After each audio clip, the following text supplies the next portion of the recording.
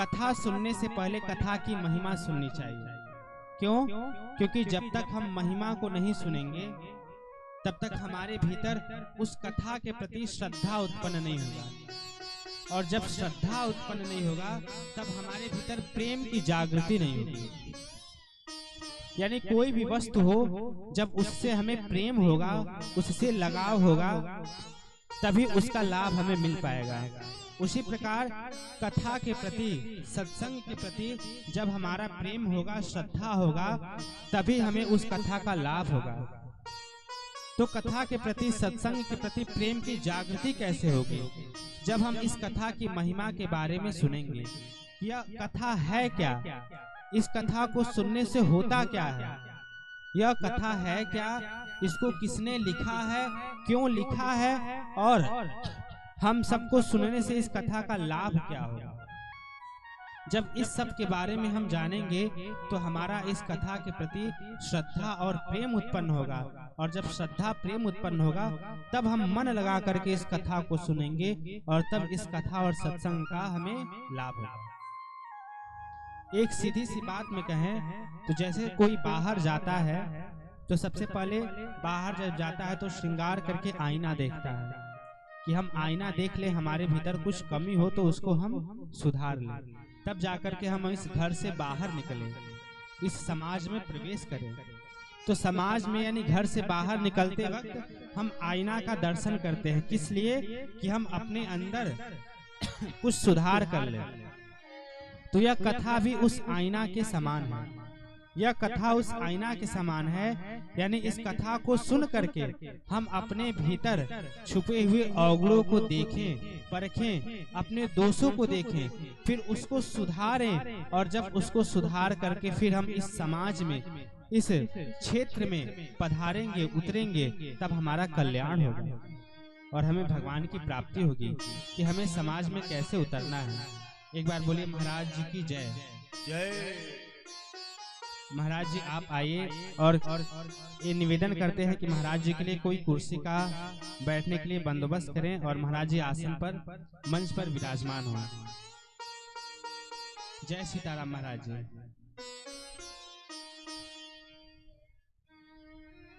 तो कथा हमारे लिए एक आईना के समान है, जो हमें हमारे भीतर के दोषों और त्रुटियों को दिखाती है। तो आइए इस कथा के महिमा को श्रवण करें। गोस्वामी तुलसीदास जी, जय श्री सीताराम महाराज। गोस्वामी तुलसीदास जी कहते हैं कि विमल कथा कर कीन्ह आरंभा, विमल कथा कर कीन्ह आरंभा। यहाँ पे विमल शब्द का प्रयोग होता है। विमल का क्या अर्थ होता है? विमल का क्या अर्थ होता है? तो विधन मल, मल का क्या अर्थ होता है? मल का अर्थ होता है दोष, त्रुटियां, यानी दोष को मल कहते हैं। और विमल का अर्थ हो गया जिसमें दोष न हो, यानी जो दोष रहित हो, जिसमें कोई त्रुटियां न हो, कोई अवगुण न हो, उसको कहेंगे विमल। यानी ये मल रहित है, ये दोष रहित है। तो विमल कथा कर कीन आरंभा। गोस्वामी तुलसीदास जी कहते हैं कि यह जो कथा है वह विमल है, यानी इसमें कोई दोष नहीं है, कोई त्रुटि नहीं है, कोई अवगुण नहीं है।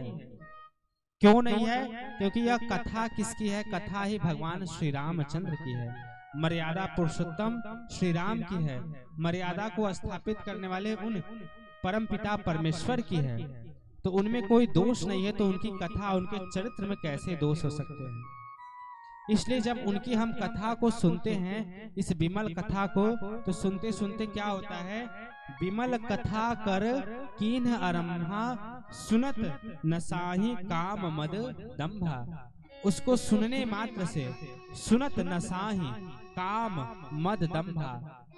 काम मद यानी अहंकार, दंभ, पाखंड, हमारे भीतर जितने अवगुण, जितने दोष हैं, उस कथा को सुनने से सारे अवगुण, सारे दोष धीरे धीरे निकल जाते हैं।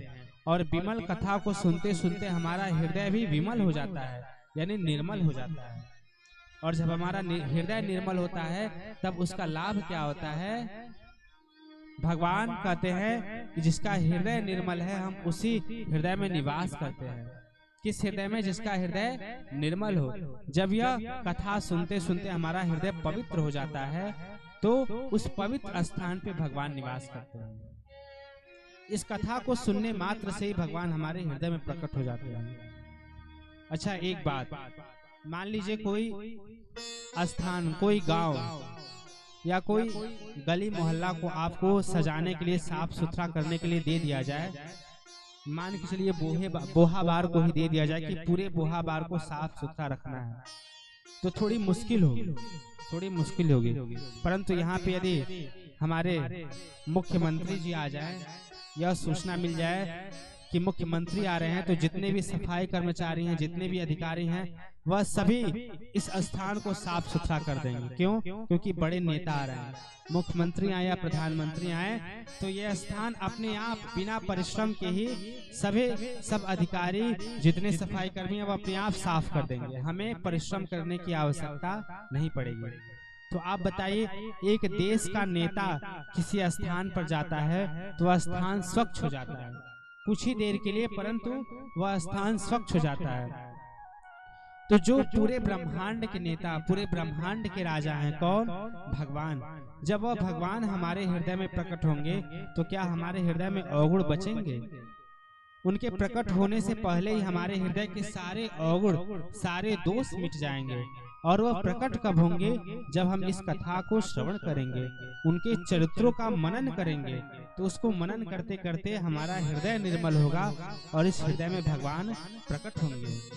आगे गोस्वामी जी कहते हैं, रामचरित मानस एहि नामा, रामचरित मानस एहि नामा, रामचरित मानस एहि नामा, रामचरित मानस एहि नामा, सुनत श्रवण पाई विश्रामा, सुनत श्रवण पाई विश्रामा, सुनत श्रवण पाई विश्रामा, सुनत श्रवण पाई विश्रामा, मन करि विषय अनल बन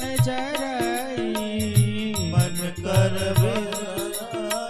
अनल बर जरई, मन कर विषय अनल बन जरई, मन कर विषय अनल बर